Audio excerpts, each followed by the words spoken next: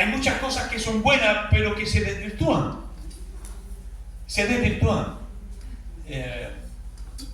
Y muchas cosas que pueden ser loables, pero terminan desvirtuándose, se desenfocan. Un día el padre es loable, pero cuando se comercializa, entonces ya se desvirtúa. Cuando valorar, honrar a un padre se limita solo a un día en el año, entonces se desvirtúa. Y recuerdo una conversación hace, no sé, unos 2 años atrás, una conversación interesante acerca de la realidad humana, del corazón humano. Mire, el corazón suyo como el corazón mío tiene por herencia adámica una particularidad, una singularidad. El hombre siempre tiende a corromper lo bueno que le llega a su mano. El corazón del hombre casi siempre corrompe lo bueno.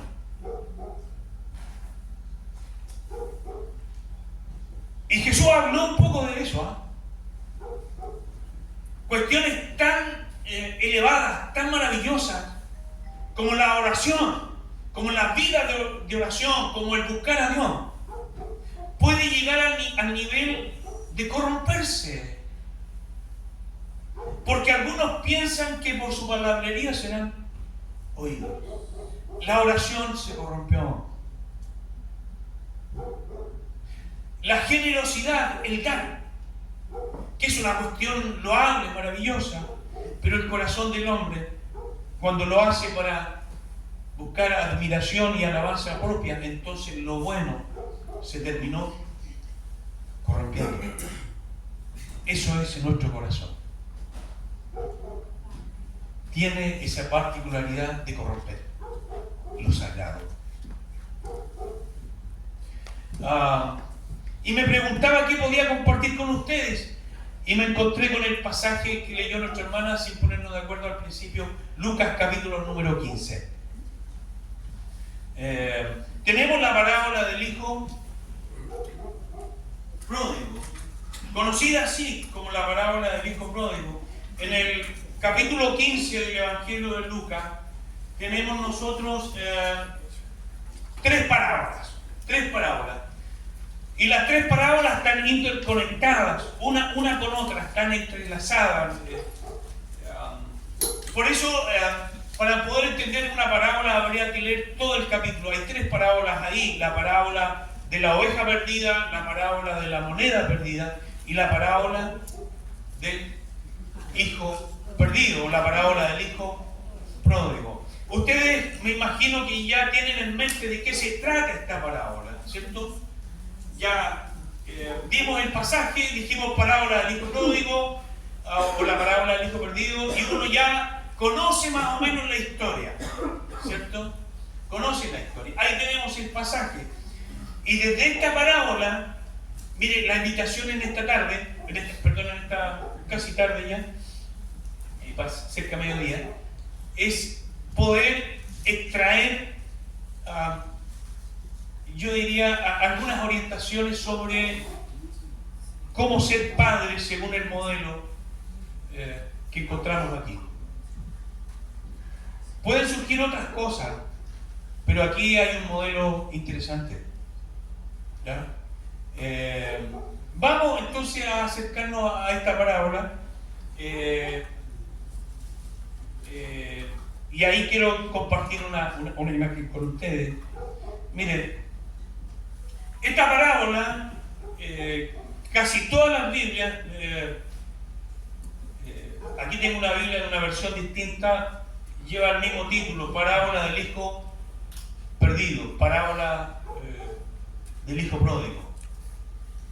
Y este título puede ser útil, sí, puede ser útil, pero sabe, de alguna manera el título de esta parábola condiciona mucho nuestro acercamiento a la parábola.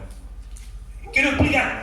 Mire, el título dice parábola del hijo perdido, parábola del hijo pródigo. Entonces usted lee la historia, lee el relato, ¿y dónde va a poner el énfasis? ¿Se da cuenta? Entonces el título condiciona mucho de nuestra comprensión, condiciona mucho de cómo entendemos la parábola y qué énfasis le damos. Entonces, la parábola del hijo pródigo, y uno al tiro se va mentalmente y se va condicionado a la historia de un joven, el menor de 2 hermanos, que toma un sinfín de varias y malas decisiones.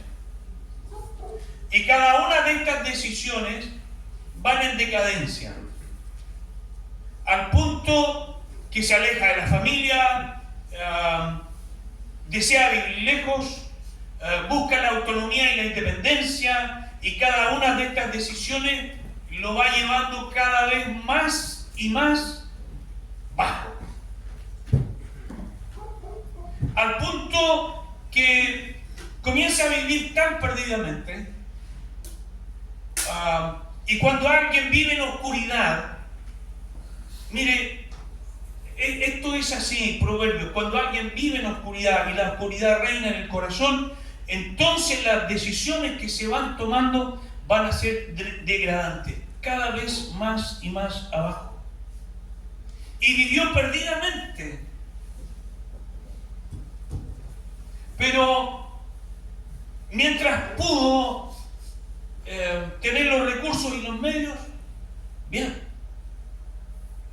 Pero la situación se armó crítica y se estrechó. Y ya no hay amigos, porque los amigos que le rodearon lo usaron. Ya no hay un consejo sabio, porque se alejó del corazón del Padre. Se fue de casa. Ahora lo único que queda en el fondo del fango es la supervivencia. Y ahí entonces no le quedó otra opción que cuidar cerdos. Y era tanta el hambre que deseaba comer, dice, de las algarrobas que le daban. Pero ahí viene el punto de crisis, ahí viene el punto que hace un giro en la vida de este hombre, del menor de estos hijos. Dice que volviendo en sí, dice el relato, el texto, volvió en sí y ahí toma conciencia, y él dice y reflexiona y piensa, hace un análisis de su estado, de su condición, pero también en esa reflexión se da cuenta que podría haber estado mejor. Y él dice, me levantaré e iré a la casa de mi padre y le diré, Padre, he pecado contra el cielo y contra ti. No soy digno de ser llamado tu hijo, hazme como a uno de tus jornaleros. Y ahí comienza el retorno, ¿cierto?, de este hombre en este retorno a casa. ¿Ya? Entonces, y cuando vuelve a casa, en el relato que puntualizó nuestra hermana Moira al principio decía que el padre lo vio. ¿Y el padre qué hace? Corrió. Fue movido a misericordia, el padre corrió. ¿Qué más hizo? Lo abrazó, lo besó, lo restauró, colocó el anillo de la familia, porque hasta el anillo lo vendió. Llegó descalzo como un esclavo y el padre dijo, lávenlo, vístanlo, colóquenle la mejor ropa y el anillo de la familia. Esa es la historia. Pero esta es la historia de la parábola del hijo pródigo que está orientada y condicionada por el título. Son dos hermanos. Pero, mire, ¿cuál es el personaje determinante y central en esta historia? No es ni el hijo mayor ni el hijo menor. ¿Sabe? El personaje central al cual hay que poner énfasis y mirada es el Padre. Es el Padre. Y yo quisiera hoy día invitarle un poquito a mirar esta parábola, desprendiéndonos un poco de esta condicionante de centrarnos solo en este hijo menor que vivió perdidamente, que se equivocó, que tomó malas decisiones, en fin. ¿Ya? De alejarnos un poquito de ese enfoque para poner nuestra mirada en el Padre de esta parábola. Miren, ¿a partir de qué sustentamos esto? ¿Cómo comienza la parábola? Y Jesús les dijo, estoy leyendo capítulo 15, verso 11, un hombre tenía 2 hijos. Entonces, ¿cómo parte la parábola? Con el Padre. Así parte la parábola. Entonces Jesús lo que está haciendo es poniendo énfasis de estos 3 personajes en los cuales se desarrolla toda la parábola. De estos 3 personajes, Jesús pone énfasis de partida en el personaje clave de la parábola, que es el Padre. Este es el personaje determinante. Ahí está el énfasis que Jesús quiere marcar. Porque aunque el hijo menor de alguna manera representa nuestras vidas, de nuestras propias malas decisiones, de nuestro alejamiento de Dios, el punto central que quiere poner Jesús como relevante es el corazón del Padre. Pero no tan solo porque la parábola parte poniendo énfasis en el Padre, sino también porque culturalmente, en la época de la parábola, en la época de Jesús, 2000 años atrás, poco más, en el Medio Oriente, de todos estos personajes, el hijo mayor, el hijo menor, el Padre, culturalmente, ¿cuál es el personaje central en la cultura?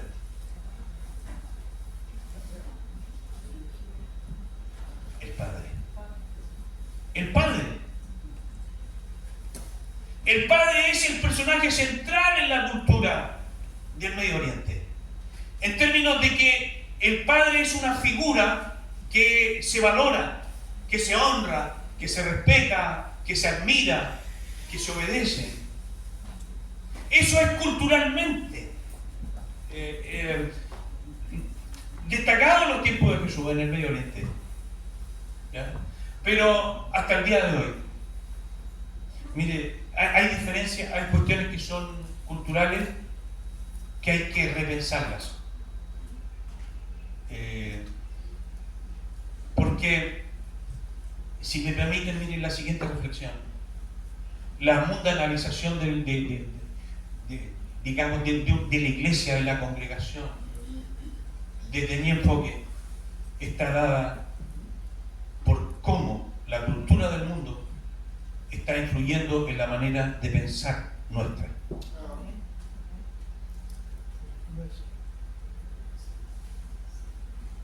La mundanalización es esencialmente cómo la cultura del mundo está influyendo en la manera de pensar nuestra.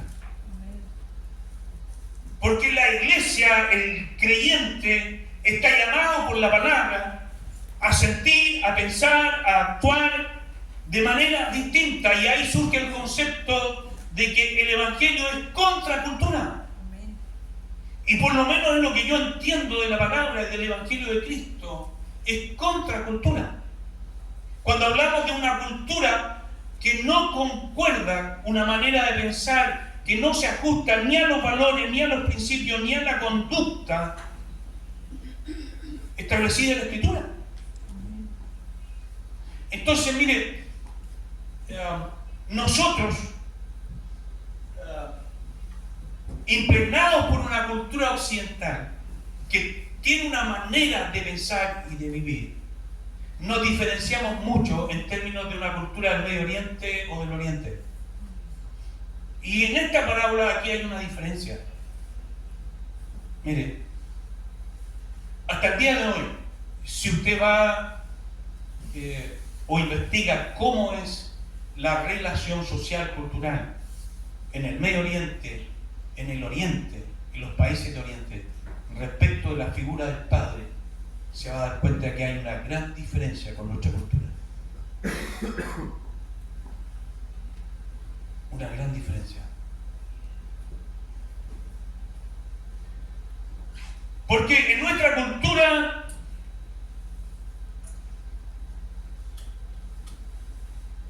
hay una desvalorización hacia el adulto mayor, indudablemente, hacia la figura de un padre.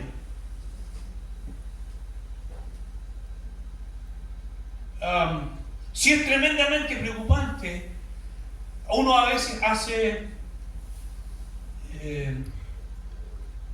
bromas, pero usted pasa los 50 años y la vida se va haciendo completa. Le va a costar encontrar pega. Porque hay una desvalorización cultural hacia el adulto mayor y más aún a la figura de un padre. A diferencia de los países de Oriente.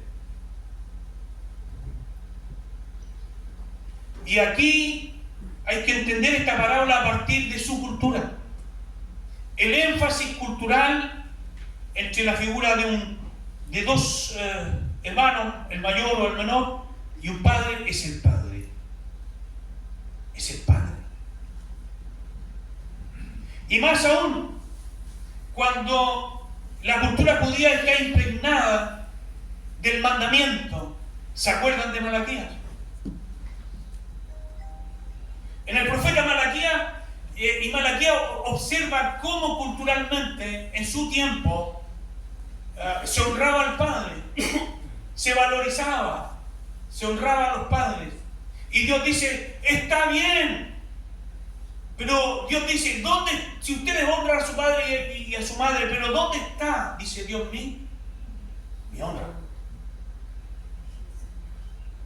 Entonces hay una cuestión cultural. Por eso el personaje central es el padre. Mire, avancemos un poquito. Esta pintura, no sé si se ve, logran verla, un poquito discernirla. A ver si podemos clarificarla un poco.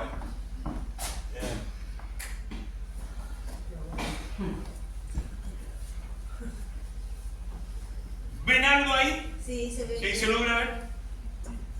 ¿Reconocen al pintor? ¿Pueden identificarlo por su pintura? ¿Quién es?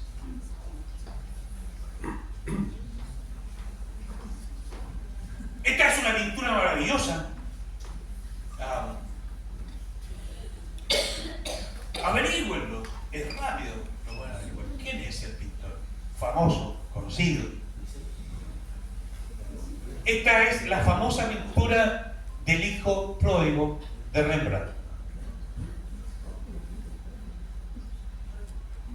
Es decir, el relato del cual hemos hecho énfasis, Rembrandt lo hace pintura. Y esta es una pintura súper interesante, porque tiene una cantidad de detalles a observar. Y permítame rápidamente compartir algo de la pintura, detalles, y nos vamos acercando a la figura del padre. ¿Ya? Son tres los personajes relevantes en la parábola. Tenemos ahí, ¿quién es ese? El hermano mayor. El hermano mayor. Ya, aquí tenemos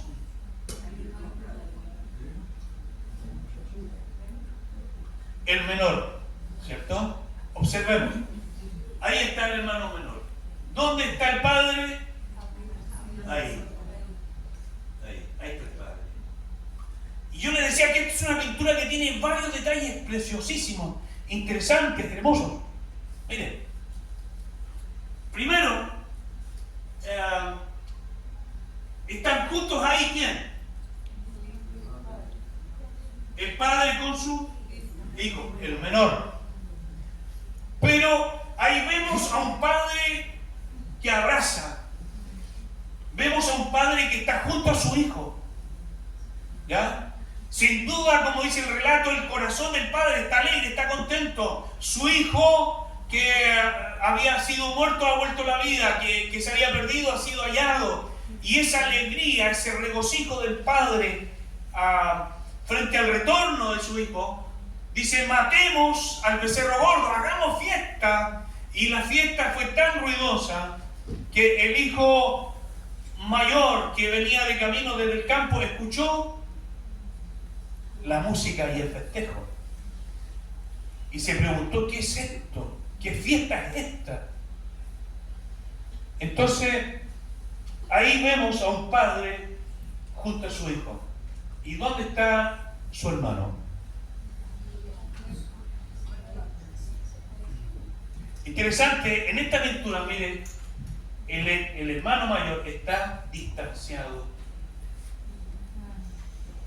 ¿Se da cuenta? ¿Por qué?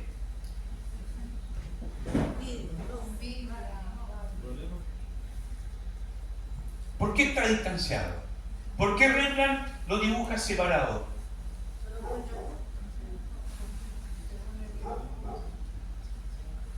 Porque el hermano mayor no está en concordancia con el corazón del padre. El padre abraza, regocija, está contento, y el hermano mayor, ¿cómo está?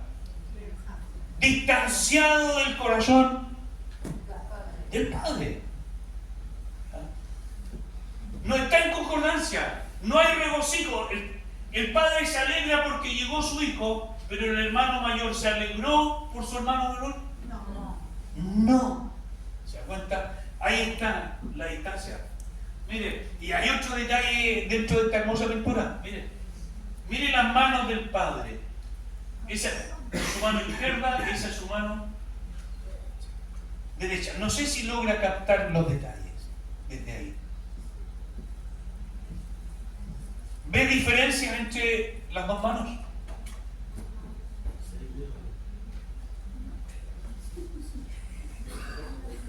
Coloque sus dos manos.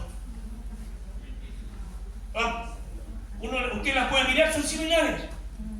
Pero hay diferencias aquí. Una mano es más.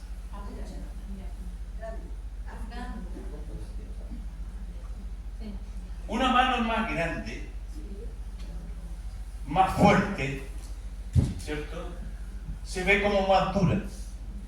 Y la otra mano, esa, ¿cómo es?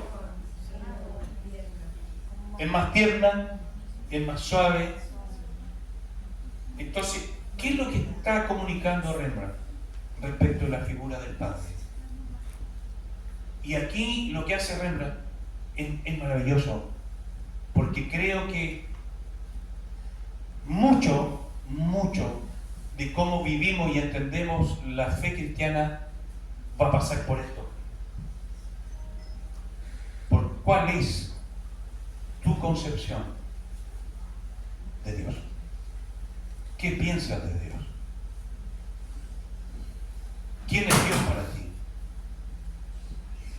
Y Rembrandt dice: si este padre representa a Dios, hay una cuestión en la cual Dios no va a cambiar, coherente con la escritura desde el Génesis al Apocalipsis.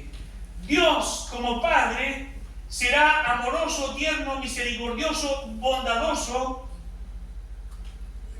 Su amor es maravilloso y tierno, ¿cierto? Representado por esa mano.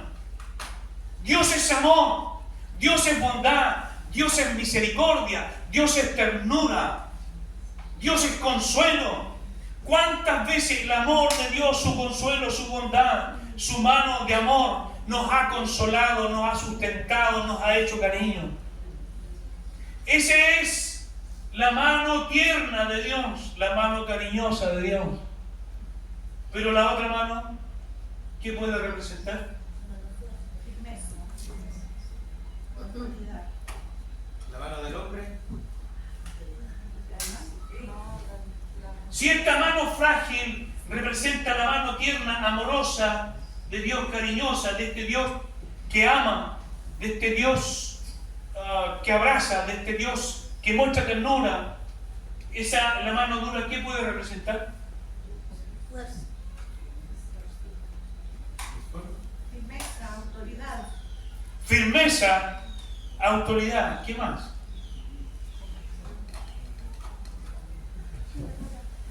Disciplina, firmeza, autoridad, disciplina.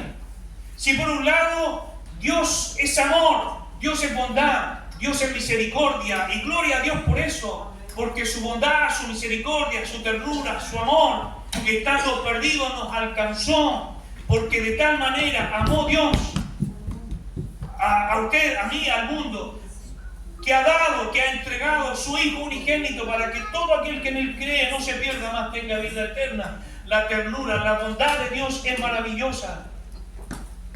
Pero distorsionamos a Dios. ¿Sabe usted que lo desfiguramos? Cuando solo vivimos y entendemos que Dios es simplemente amor, lo desfiguramos. Dios es amor, es verdad, pero Dios es santo y justo. Dios es misericordioso, ¿verdad? Pero de ningún modo tendrá por inocente al malvado. Dios es amor, pero Él es santo, santo, santo. ¿Entiendes? Entonces, lo que hace Rembrandt aquí en esta pintura es decirnos que Dios es un Dios que no puede ser separado ni desfigurado. Porque si bien es cierto, nos encanta un Dios que perdona, que perdona, que perdona, que perdona, que perdona. Nos encanta un Dios que ama, que ama, que ama, indistintamente de lo que hagamos. Nos gusta ese Dios. Pero nos olvidamos del Dios santo que es fuego consumidor. Nos olvidamos. Por eso Rembrandt dibuja al Padre con una mano amorosa, tierna, cariñosa, pero una mano firme que corrige, que disciplina. Él es Dios, Él es Padre. Hermoso, porque me hace pensar en las veces que he desfigurado a Dios.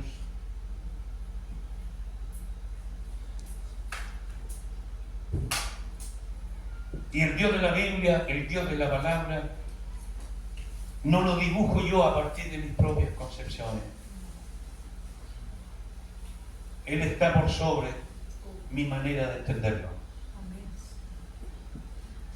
Y la palabra me dice que Él es amor, que Él es bondad, que Él es misericordia. Pero eso se pone en equilibrio con el Dios Santo, con su justicia. Y son muchos los detalles maravillosos de esta pintura. Pero avancemos. Porque hay un modelo de paternidad en ese padre. Hay un modelo de paternidad. ¿Ya? Y lo primero que quiero mencionar, aquí hay 4 cosas, porque cuando hablamos de modelo de paternidad, mire, yo creo que eso nos ha pasado a todos quienes somos padres, que ponemos énfasis en ser proveedores, y está bien, es parte del mandato, ¿ya? Un padre debe ser un padre proveedor para el sustento de su hogar, de su casa, de su familia, de sus hijos. Proveedor. Pero en este modelo que encontramos aquí, hay varias cositas que no son únicamente un padre que provee. Hay otras cuestiones más profundas. Mire, lo primero que quiero poner énfasis es que este padre tiene respeto o respeta al libre albedrío. El hijo ya creció, ya está grande, toma sus propias decisiones. Ya se tiene que hacer responsable de sí mismo. Y este hijo, el hijo menor, comete una osadía tremenda, un insulto al padre. Le dice: Padre, dame la mitad de mis bienes que me corresponden. Tengo derecho a ellos, soy tu hijo.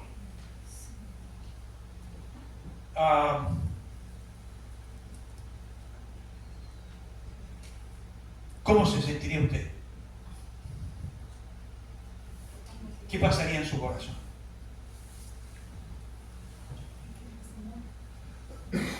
Si uno de sus hijos le dijera: papá, mamá,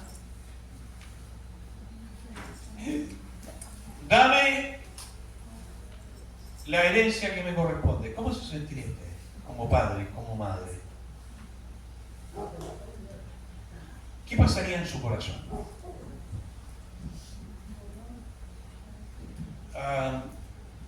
Yo me he hecho el siguiente ejercicio, lo que le estoy contando. Y le he dicho a mis dos hijas: lamento decepcionarla. Porque de mí no tienen mucho que... Olvídense. Váyanse por otro lado. Pero conmigo no. Lamento decepcionarla. Pero el corazón de este padre, ¿cómo quedó? Pero ¿sabe? Terrible. Una pena. Pero, ¿sabe? Era el hijo menor. Ni siquiera le correspondía culturalmente la mitad de los bienes. Porque el hijo mayor era el primogénito. Y él recibía, el hijo mayor, ¿se escucha bien, Franquito? Pone oreja, nota, por favor. El hijo mayor recibía la doble porción de la herencia.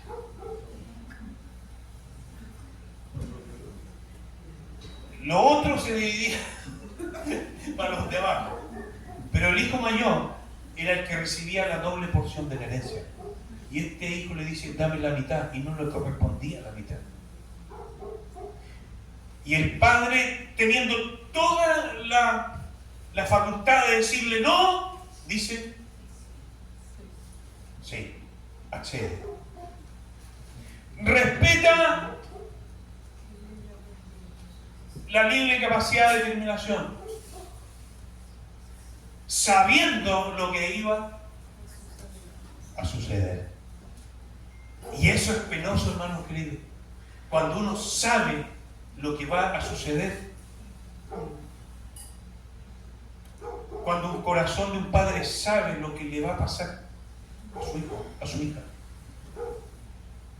Y eso es penoso. Duele. Pero este padre respeta ese libre albedrío. Pero también vemos como modelo un padre de paciencia y esperanza. Nunca perdió ni la paciencia ni la esperanza. Sabía que tarde o temprano su hijo volvería. Y sabía muy bien cómo iba a volver. Tuvo esa capacidad de esperar una semana, 2 semanas, un mes, un año, 2 años, 3 años. Y conociendo historias de ustedes, de algunos de ustedes, yo conozco historias de mujeres esperando 5, 10, 15, 20 años por el cambio de vida de su hijo. No han perdido la paciencia, han guardado la esperanza. Y este padre esperó con paciencia y esperanza, pero también es un padre de gracia desbordante.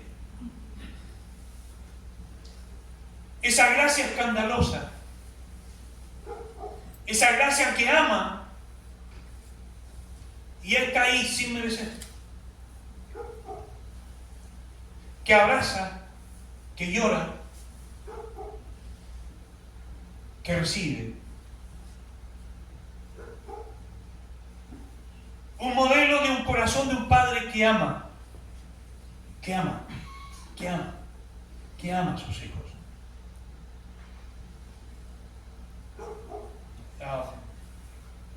Y yo diría algo más, si me permiten agregar aquí una cuestión más personal. Mucho de lo que nosotros vivimos y entendemos el ser padre está muy determinado por el modelo que tuvimos o no tuvimos. Uno es papá en gran medida por el modelo que tuvo.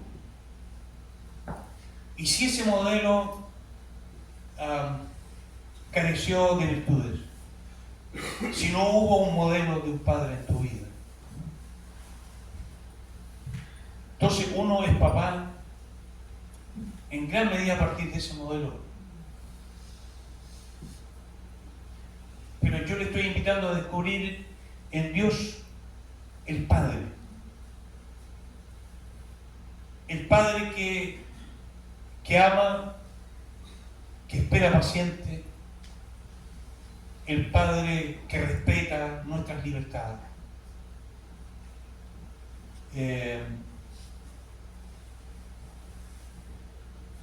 Y una de las cuestiones que no es fácil, hablo más de mí que de ustedes,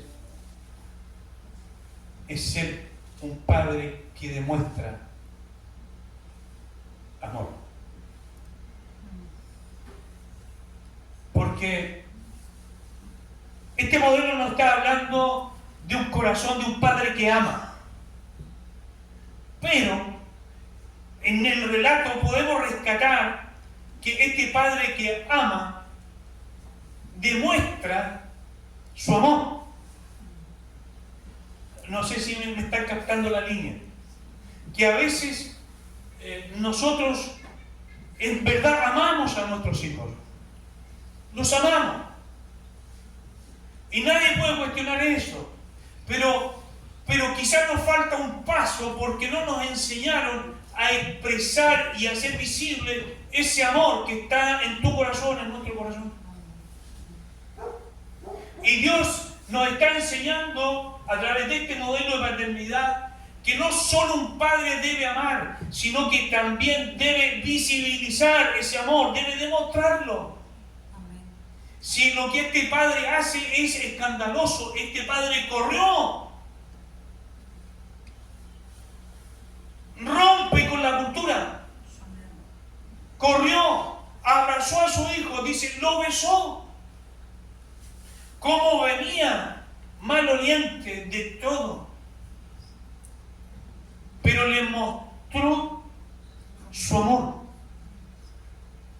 Y yo creo que, y yo les decía, más de mí que de ustedes, es una tarea que uno tiene que aprender a enfrentarse a sí mismo. Uno tiene que aprender como hombre a enfrentarse respecto de sus debilidades y carencias, respecto de sus defectos, porque nadie desarrolla una paternidad perfecta, porque nosotros como padres nos equivocamos y cometemos errores. Y no estoy hablando desde la superioridad moral, para nada. Jamás me he planteado en ese ámbito ser referente moral en algún área de mi vida. Jamás. Jamás. Estoy hablando desde la honestidad. Que amar a nuestros hijos tiene que llevarnos a un paso más, a demostrar amor hacia ellos, aunque sean más grandes y mayores. Pero hay que abrazar a los hijos. Y esas cuestiones no son fáciles porque nadie nos enseñó, porque el modelo a lo mejor que tuvimos careció de aquello. Pero este Padre nos muestra que ama, pero que también demostró su amor. Su amor. Hay que verbalizarlo. Hijo, hija, te amo, te quiero. Gestos de amor hacia los hijos, expresiones de amor. Eso es lo que nos está enseñando este Padre.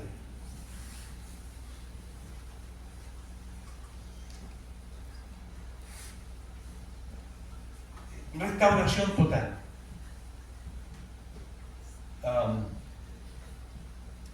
El hijo no llegó bien. No llegó bien.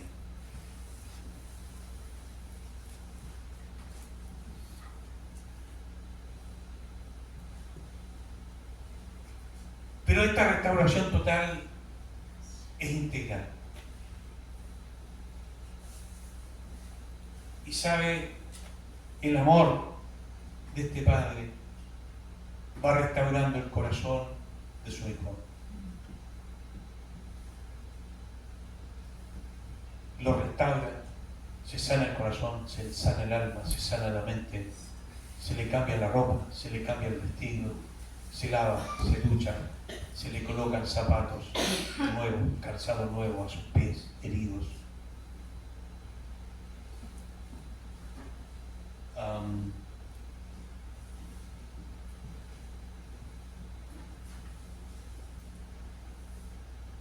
Un modelo de paternidad.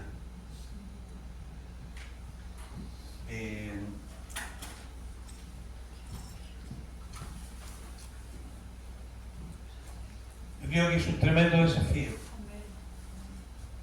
para quienes somos padres descubrir en Dios un modelo de paternidad. Y esa es una tarea. Ese es un trabajo. No sé cómo eres tú como padre. Tú tampoco sabes cómo soy yo, porque hay muchas cuestiones que son de la vida íntima.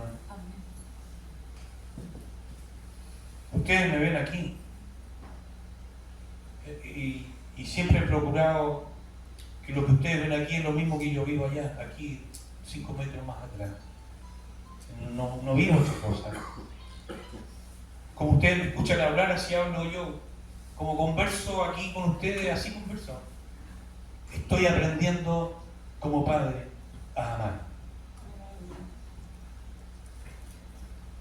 Porque me equivoqué.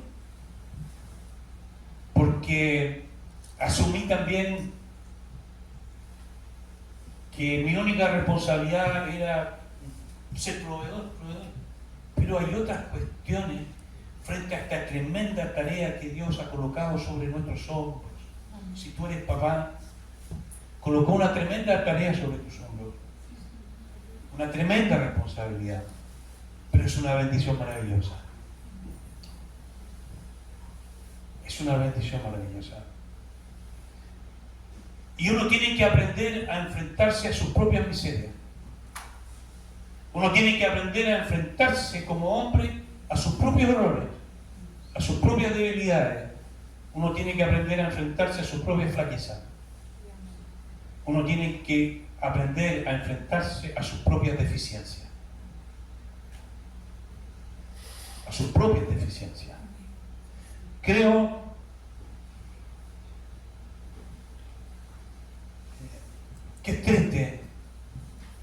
aunque sea una vida cristiana triste, sería si uno no aprende. Si uno no se dio la tarea de trabajar en el ser interior. Y una de las cuestiones que estoy aprendiendo es por este niño que tiene 8 años, que me está enseñando a amar y a expresar amor,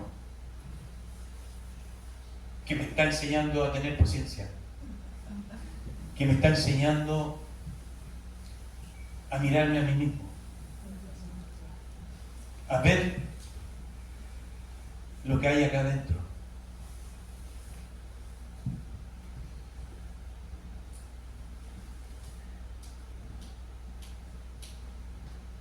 Y yo creo que ser hombre tiene que ver con esa capacidad de enfrentarse a sí mismo, de darse la tarea de cambiar,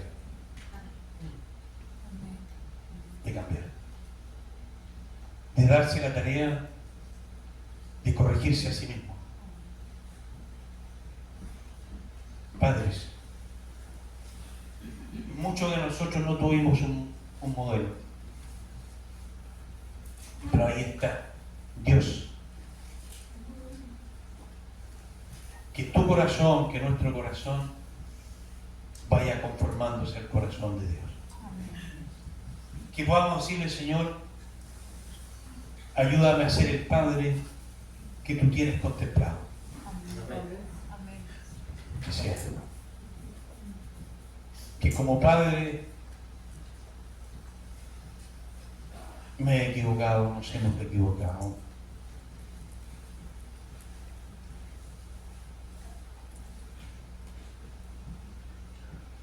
Pero de aquí en adelante quiero tu gracia,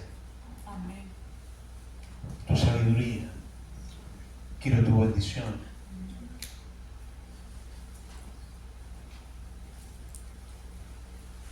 Si los hijos ya crecieron, déjame decirte que llegarán los nietos y la tarea continuará.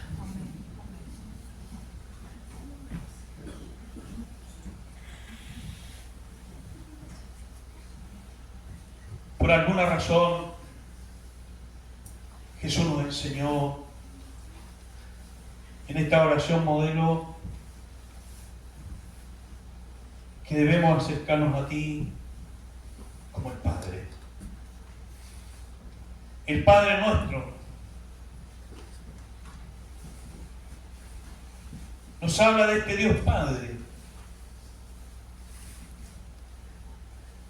Y gracias porque tú has sido el Padre proveedor, sustentador, el Padre amoroso, cariñoso, pero también has sido el Padre que corrige, que disciplina.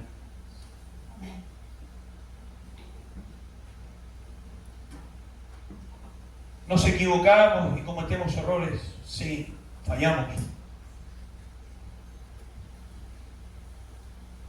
Pero acudimos a ti como hombres, reconociendo nuestra miseria, nuestra necesidad de ti, Señor.